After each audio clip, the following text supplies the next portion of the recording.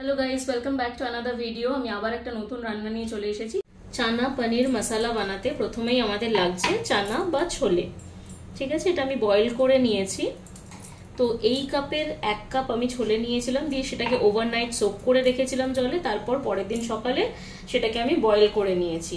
আর লাগছে আমার পেস্টের মধ্যে লাগছে, এখানে আছে 2টো ছোট সাইজের টমেটো, একটা মিডিয়াম সাইজের পেঁয়াজ, 2 ইঞ্চ মতন আদা, 4টে থেকে 5টা কাজু আর 4টে থেকে 5টা কিশমিশ, আর হচ্ছে 5-4টে কাঁচা লঙ্কা, আর 7 থেকে 8 কোয়া রসুন। এটা আমি পেস্ট করে নিয়েছি।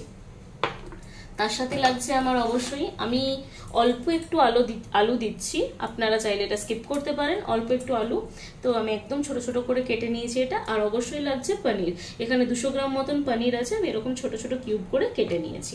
ফার্স্টে আমি যেটা করব সেটা হচ্ছে আমি পনিরটাকে গরম জলে একটু ভিজিয়ে নেব, তাহলে ওটা সফট থাকবে। আমি এখানে কিছুটা জল গরম করে নিয়েছি, এবার এটার মধ্যে সামান্য একটু নুন দিয়ে দিচ্ছি।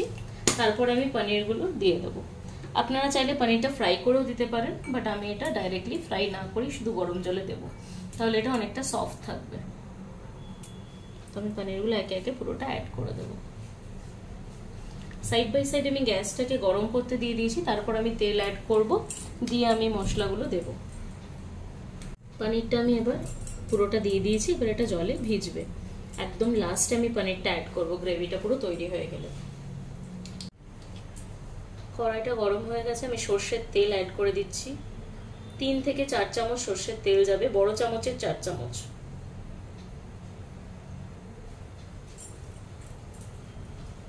তেলটা গরম হলে আমি ফার্স্টে আলুটা ফ্রাই করে নেব। তেলটা ভালো মতো গরম হয়ে গেছে, আমি আলুটা দিয়ে দিচ্ছি।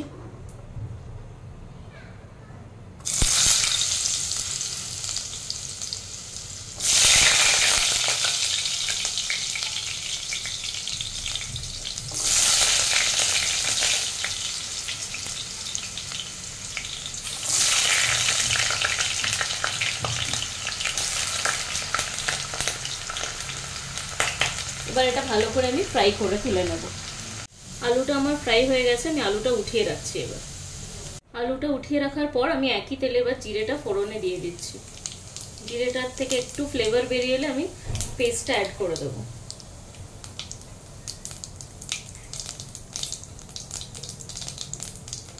আমি 2টো তেজপাতাও দিয়ে দিলাম। এবার আমি পেস্টটা দিয়ে দেবো।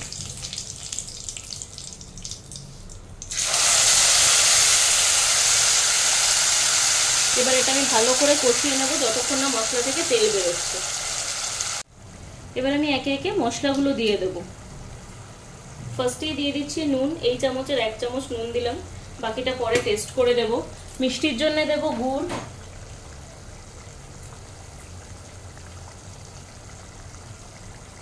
এই চামচে 2 চামচ মতন দিয়ে দিলাম। যেহেতু আমি কাঁচা লঙ্কাটাও দিয়েছি, তাই টেস্টটা ব্যালেন্স করার জন্য দিলাম। এবার আমি হলুদ গুঁড়ো দিয়ে দেবো, ধনে গুঁড়ো, আর 1 চামচ জিরে গুঁড়ো দেবো।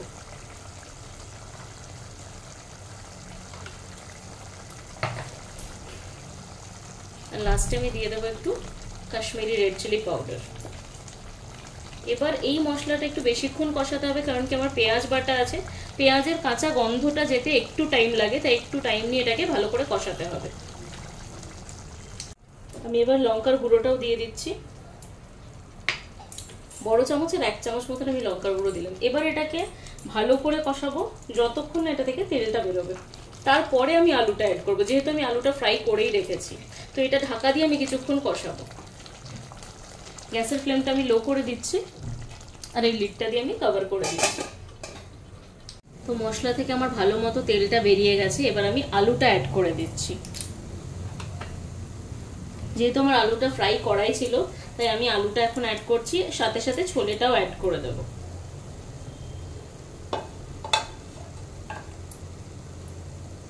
সেদ্ধ করা ছোলেটাও আমি দিয়ে দিলাম। এবার আমি এটা ভালো করে মিক্স করে নেব, দিয়ে আমি দেখবো যে আমার কতটা জল লাগছে গ্রেভির জন্য। জল আমি আলাদা করে অ্যাড করব না, পনিরটা যেটাতে ডোবানো আছে সেই জলটাই আমি দেব। তো পনিরটা অ্যাড করার আগে আমি পনিরের জলটা দিয়ে দিচ্ছি। এখন আর একটু ফুটবে এটা ছোলের সাথে। জাস্ট হাত দিয়ে পনিরটা চেপে রেখেছি যাতে পনিরগুলো না পড়ে যায়।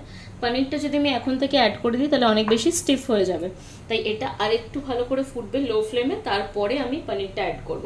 এই সময় আমি আরেকটা ইনগ্রেডিয়েন্ট অ্যাড করছি, এটা আপনারা স্কিপ করতে পারেন, সেটা হচ্ছে চিকেন মশলা বা ছোলে মশলা। তো দিলে খুব ভালোই হয়, আমার কাছে চিকেন মশলা আছে, আমি ওটাকে অ্যাড করছি যাতে টেস্টটা আরো বেশি এনহ্যান্স হয়ে যাবে। তো আমার কাছে এভারেস্টের চিকেন মশলা আছে, আমি সেটা দিয়ে দিচ্ছি।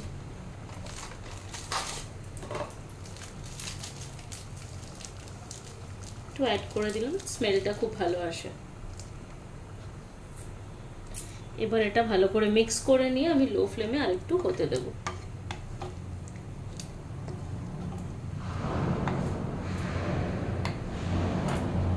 ঢাকা দিয়ে দিচ্ছি আর লো ফ্লেমে এটা হবে। তো এবার আমি ফ্লেমটা একটু লো রেখেই আমি ঢাকনাটা সরিয়ে দেখব যে এটার সাথে ভালো করে মিক্স হয়ে গেছে আর ফুটে গেছে কিনা। তো দেখুন ছোলে আর আলুটার সাথে ভালোভাবে মিক্সও হয়ে গেছে আর ভালোভাবে ফুটেও গেছে। সেদ্ধ তো অলরেডি করা ছিল, আলুটা জাস্ট একটু সেদ্ধ করার জন্য আমি ওই টাইমটা নিয়েছিলাম। এবার ফ্লেমটা একটু হাই করে দেব। গ্রেভিটা আর জলটা আপনাদের রিকোয়ারমেন্ট অনুযায়ী দেবেন, যতটা গ্রেভি চাই। এবার আমি আস্তে আস্তে পনিরগুলো অ্যাড করে দেবো। পনিরটা অ্যাড করে দিয়ে আমি বেশিক্ষণ ফোটাবো না, 1 মিনিট মতন ফুটিয়ে আমি বন্ধ করে দেবো। তো আমি খুব হালকা হাতে পনিরটা অ্যাড করছি।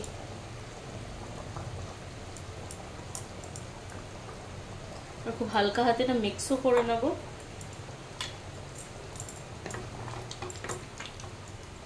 এটা একটু ফুটে গেলেই আমি এটা অফ করে দেবো।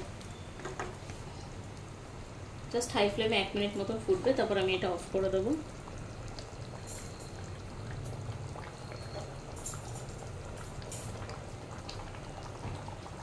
আমি এবার গ্যাসের ফ্লেমটা অফ করে দিচ্ছি। এবার ফার্স্টে আমি অ্যাড করে দেবো একটু গরম মশলা। এটা আমি একটু অ্যাড করলাম। তারপরে আমি দেবো ঘি আর কাসুরি মেথি। ফার্স্টে আমি কাসুরি মেথিটা দিয়ে দিচ্ছি।